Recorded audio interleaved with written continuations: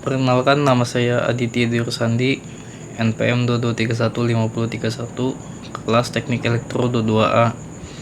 Di sini saya akan menjelaskan materi tentang energi, mata kuliah dasar konversi energi.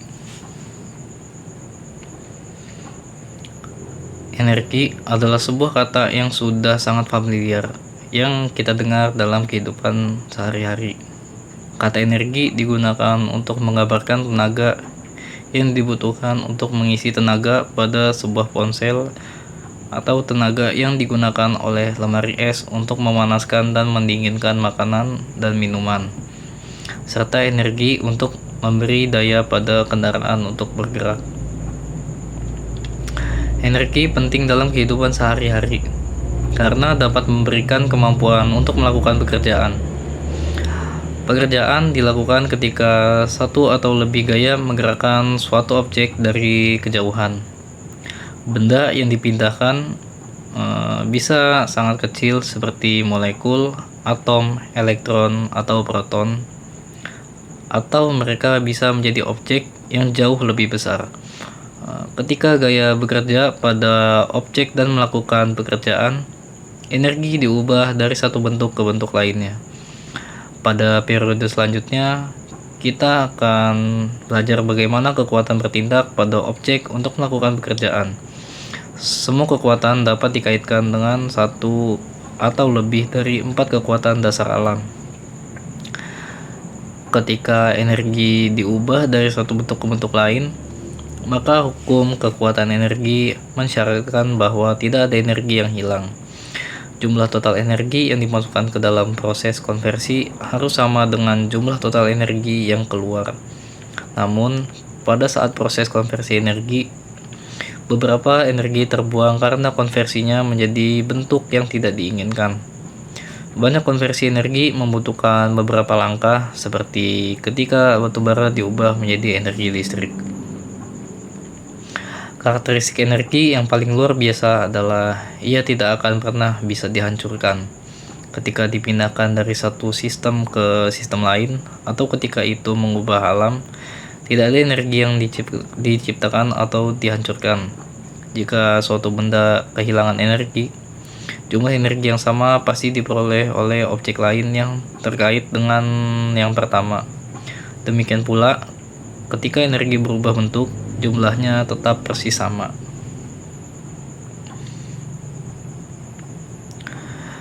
Oke, selanjutnya tipe energi. Jenis energi berdasarkan sumbernya. Berdasarkan sumbernya, terdapat 10 sumber energi utama yang kita gunakan saat ini. Diklasifikasikan menjadi 2 kelompok besar yang tidak dapat diperbarui dan dapat diperbarui. Untuk yang pertama, sumber energi yang tidak dapat diperbarui. Sumber energi ini disebut tidak dapat diperbarui karena tidak dapat diisi ulang dalam waktu singkat. Minyak bumi, bahan bakar fosil misalnya, terbentuk ratusan juta tahun yang lalu. Sebelum dinosaurus ada, itu terbentuk dari sisa-sisa kehidupan laut kuno, sehingga tidak dapat dibuat dengan cepat. Kita bisa kehabisan sumber daya non-renewable yang dapat dipulihkan secara ekonomi suatu hari nanti. Termasuk sumber energi yang tidak dapat diperbarui adalah batu bara, minyak bumi, gas alam, propana, dan uranium. Sumber energi tersebut digunakan untuk menghasilkan listrik, untuk memanaskan rumah, untuk memindahkan mobil, dan untuk memproduksi produk dari permen batangan ke ponsel.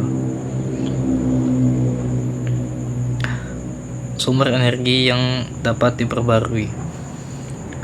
Sumber energi yang dapat diperbarui atau sumber energi terbarukan adalah sumber energi yang dapat diisi ulang dalam waktu yang singkat.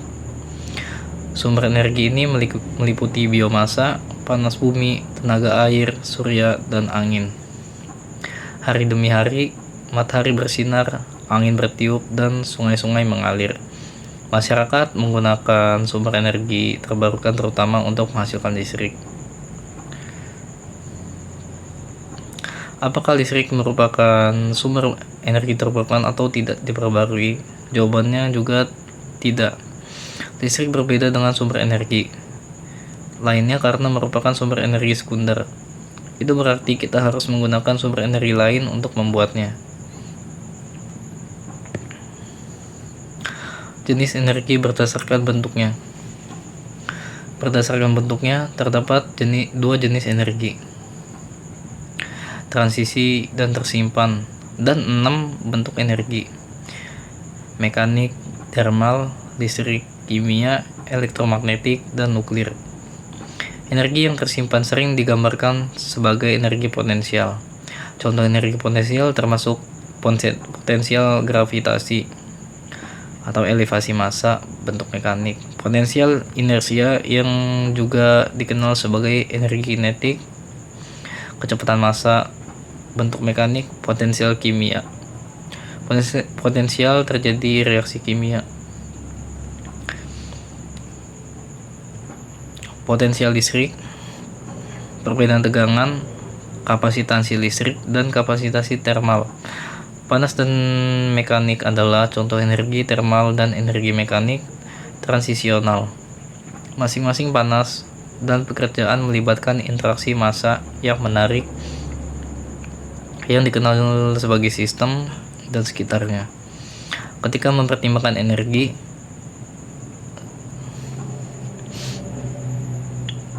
kami membedakan antara sistem, masa kepentingan, dan sekitar dengan batas yang memisahkan keduanya. Batasnya mungkin fisik atau virtual. Energi transisi hanya terwujud pada batas ini. Ketika mempertimbangkan daya, energi atau waktu, itu hampir selalu energi transisi yang digunakan.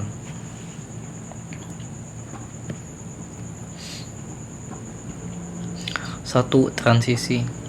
Energi yang bergerak, energi yang melintasi batas-batas sistem. Yang pertama arus listrik, yang kedua kerja, yang ketiga panas, yang keempat gelombang elektromagnetik, yang kedua disimpan, energi yang memiliki massa, posisi dalam medan gaya, dan lain-lain. Yang pertama potensial listrik atau tegangan, mekanisme penyimpanan, kapasitor, induktor, dan superkonduktor. Yang kedua potensial gravitasi, energi potensial dalam termodinamika rekayasa, mekanisme penyimpanan, menara air, bendungan hidrolik, berat terangkat. Potensial inersia, energi kinetik dalam termodinamika rekayasa, mekanisme penyimpanannya, roda gila, inersia fluida, massa yang bergerak. Oke, selanjutnya kompresi fluida, energi aliran atau kerja batas dalam termodinamika, mekanisme penyimpanannya tabung gas, tangki propana, piston, silinder. Selanjutnya potensi kimia, energi internal, entalpi dalam termodinamika, mekanisme penyimpanannya baterai, batu bara, minyak bumi, hidrogen, glukosa. Selanjutnya termal, panas yang masuk akal dan laten, mekanisme penyimpanannya massa, bahan perubahan fase atau PCM.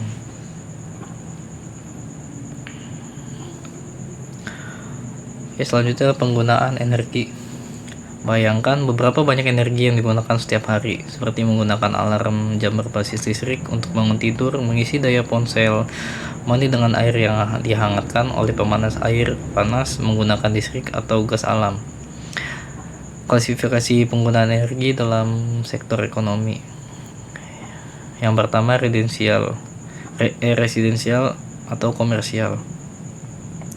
Tempat tinggal adalah rumah orang. Bangunan komersial termasuk gedung perkantoran, rumah sakit, toko, restoran, dan sekolah. Penggunaan energi perumahan dan komersial sering disatukan karena rumah dan bisnis menggunakan energi dengan cara yang sama untuk pemanasan, AC, pemanas air, penerangan, dan peralatan operasi. Sektor residensial atau komersial ekonomi mengkonsumsi 10,67 kilo% dari pasokan energi primer pada tahun 2016 dengan total 10,387 watts. Sektor residensial mengkonsumsi 6.045 watts dan sektor komersial mengkonsumsi 4.342 watts. Yang kedua, industri. Sektor industri meliputi manufaktur, konstruksi, pertambangan, pertanian, perikanan, dan kehutanan. Sektor ini mengkonsumsi 21.478 watts energi pada tahun 2016 yang menyumbang 22,05% dari total konsumsi. Yang ketiga, tenaga listrik. Sektor tenaga listrik meliputi fasilitas pembangkit listrik dan pembangkit listrik. Semua sektor lainnya mengkonsumsi listrik yang dihasilkan oleh sektor tenaga listrik. Sektor tenaga listrik mengkonsumsi 38,71% dari total pasokan energi pada tahun 2016. Lebih banyak dari sektor lainnya, dengan total 37.705 watts. Yang keempat, transportasi. Sektor transportasi mengacu pada konsumsi energi oleh mobil, bus, truk, kereta api, kapal, dan pesawat terbang. Pada 2016, AS mengkonsumsi 27.809 watt energi untuk transportasi yang menyumbang 28,55% dari total konsumsi. 92,09% energi ini berasal dari produk minyak bumi seperti bensin, solar, dan bahan bakar jet. Penyimpanan energi. Menyimpan energi selalu menjadi tantangan bagi sistem energi terbarukan. Karena energi terbarukan umumnya terputus-putus, sarana penyimpanan energi sangat penting untuk sistem yang berdiri sendiri dan energi terbarukan yang saling berhubungan. Sistem tenaga konvensional harus menyediakan tenaga listrik ketika energi terbarukan tidak tersedia. Hal ini menyebabkan masalah stabilitas untuk utilitas dan mengurangi pemulihan investasi. Penyimpanan elektrokimia atau baterai adalah sarana yang lazim untuk penyimpanan listrik, tetapi banyak lainnya lebih praktis dan ekonomis. Udara terkompresi, kumparan superkonduktor, dan sel bahan bakar hidrogen adalah beberapa metode lain yang sedang dikembangkan. Efisiensi konversi dari energi panas dan mekanik ke energi listrik telah membatasi pengembangan sebagian besar alternatif ini. Yang pertama, baterai. Baterai adalah perangkat yang mengubah energi kimia yang terkandung dalam bahan aktifnya secara langsung menjadi energi listrik melalui reaksi oksidasi reduksi atau redoks elektrokimia. Dalam kasus sistem yang dapat diisi ulang, baterai diisi ulang dengan kebalikan dari proses. Jenis reaksi ini melibatkan transfer elektron dari satu bahan ke bahan lain melalui rangkaian listrik. Dalam reaksi redoks non-elektrokimia seperti berkarat atau terbakar, transfer elektron terjadi secara langsung dan hanya panas yang terlibat.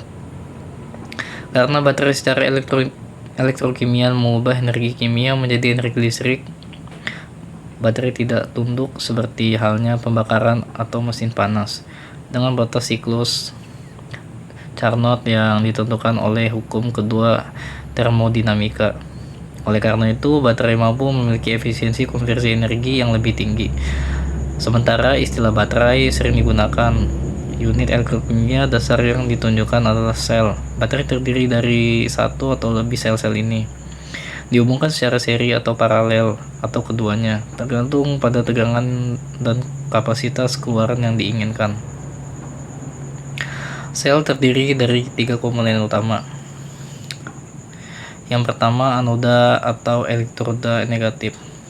Elektroda pereduksi atau bahan bakar yang melepaskan elektron ke sirkuit eksternal dan teroksidasi selama reaksi elektrokimia. Yang kedua, katoda atau elektroda positif. Elektroda pengoksidasi yang menerima elektron dari sirkuit eksternal dan berkurang selama reaksi elektrokimia. Yang ketiga, elektrolit konduktor ionik yang menyediakan media untuk transfer muatan sebagai ion di dalam sel antara anoda dan katoda. Elektrolit biasanya berupa cairan seperti air atau pelarut lain dengan garam. Selanjutnya, efek penggunaan energi. Relatif mudahnya penyimpanan dan juga transferasi jarak jauh batu bara, minyak, dan gas telah menjadi salah satu faktor kunci perkembangan industri selama 2 abad terakhir. Meningkatnya penggunaan mobil ini juga karena kemampuannya untuk membawa bahan bakar yang cukup untuk menempuh jarak beberapa ratus kilometer. Namun, listrik adalah satu-satunya bentuk energi yang dapat diubah hampir seluruhnya menjadi salah satu dari yang lain dan diangkut jarak jauh dalam jumlah besar dengan biaya yang relatif rendah. Namun demikian, kehilangan energi karena panas dari saluran tegangan tinggi dan transformator mencapai 8%. Dampak merugikan dari energi. Menangani semua jenis energi memiliki taraf tertentu. Efek berbahaya pada lingkungan kita, dan ini harus dinilai secara individual. Contoh dampak negatif dari proses penggunaan energi: 1. Residu pembakaran batu bara, minyak, bensin, atau bahkan gas tertentu jika tidak terbakar dengan benar, bahaya bagi kesehatan manusia. Karbon dioksida adalah gas yang terpancar dalam jumlah besar. Itu menumpuk di atmosfer dan dalam bahaya mempengaruhi iklim kita dengan meningkatkan efek rumah kaca. Yang kedua, reaksi nuklir menghasilkan limbah radioaktif yang harus diproses atau dikurangi, terutama limbah berumur panjang. Yang ketiga, pembangkit listrik tenaga air memiliki dampak negatif pada lembah. Yang keempat, turbin angin berisik dan tidak menjamin produksi berkelanjutan. Mereka juga mengambil banyak ruang untuk jumlah daya yang agak kecil yang mereka berikan. Yang kelima, sel fotovoltaik memiliki kelemahan yang sama dengan dan sangat mahal. Oleh karena itu, konversi energi matahari menjadi listrik hanya cocok untuk memasok tempat tinggal yang sangat terisolasi atau untuk mengoperasikan perangkat portabel kecil seperti kalkulator saku. Selain itu, banyak energi yang dibutuhkan untuk memproduksi sel fotovoltaik.